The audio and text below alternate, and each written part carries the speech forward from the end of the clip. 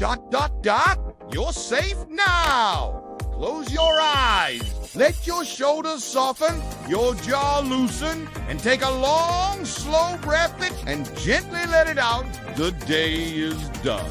Whatever it brought with it, leave it at the edge of the bed.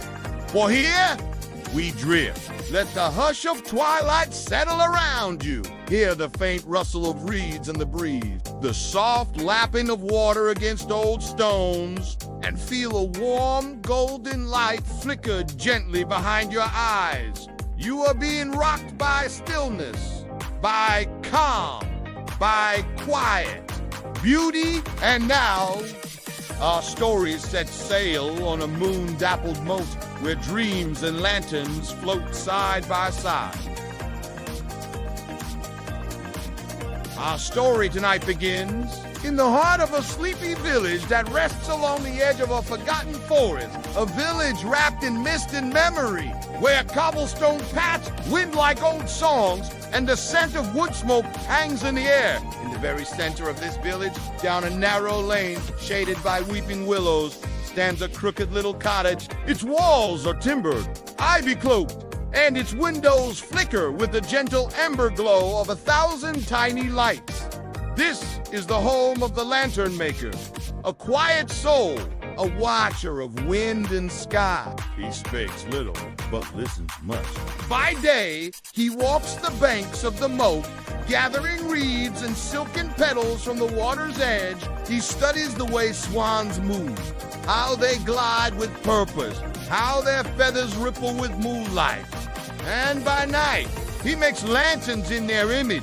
Not ordinary lanterns, mind you, but paper swans, delicate and weightless, each one folded by hand, its wings stitched with tiny golden threads, its hollow belly housing a single flickering flame. They say he learned the craft from scrolls left behind by travelers from the east, tales of Chinese festival, of red lanterns drifting across lakes and skies, carrying wishes toward the stars. But the Lantern Maker adds something of his own, a silence, a stillness, a hush that belongs only to this place.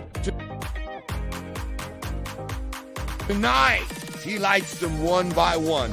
In the deep hush of evening, the village is asleep. Only the stars are watching now. His fingers are steady as he lifts each swan from its place on the workshop shelf. He whispers to them, something soft, perhaps a prayer, perhaps a wish, and he walks barefoot. To the edge of the misty moat, the night is silver. A veil of fog drifts low over the water, blurring reflections, softening sound. There is no wind, only the breath of the earth, slow and deep. And the Lantern Maker releases the first swan.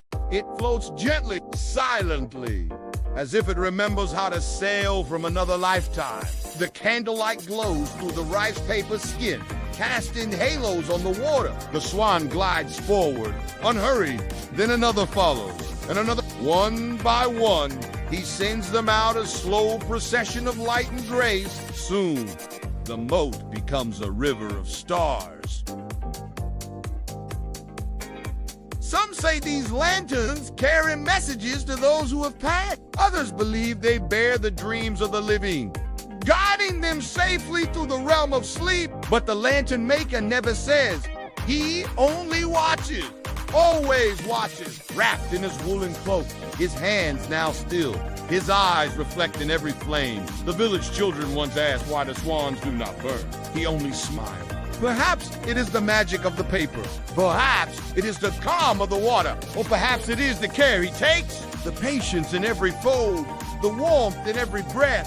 For hours they drift. The moat is wide, but gentle, circling the village like a cradle. And as the swans make their rounds, a hush falls across the land. Even the owls hold their breath. Even the frogs sit in silence. This is the night of lanterns. It comes but once a season, when the moon is full and the year turns quietly from one story to the next. Within the cottage, the Lantern Maker returns to his hut. The fire crackles low, embers sighing like old lullabies. He settles into his wooden chair, his bones creaking just a little, like the beams above him. A pot of tea steams softly at his elbow. The smell of jasmine and honey fills the room. He gazes out the window, and through the misty glass, he sees them.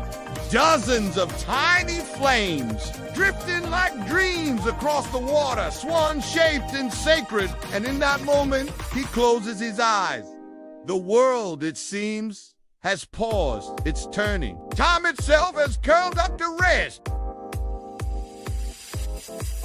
Outside, the swans continue their silent voyage. Their lights grow fainter, softer, until they look like stars falling from the sky, come to rest on the surface of the world.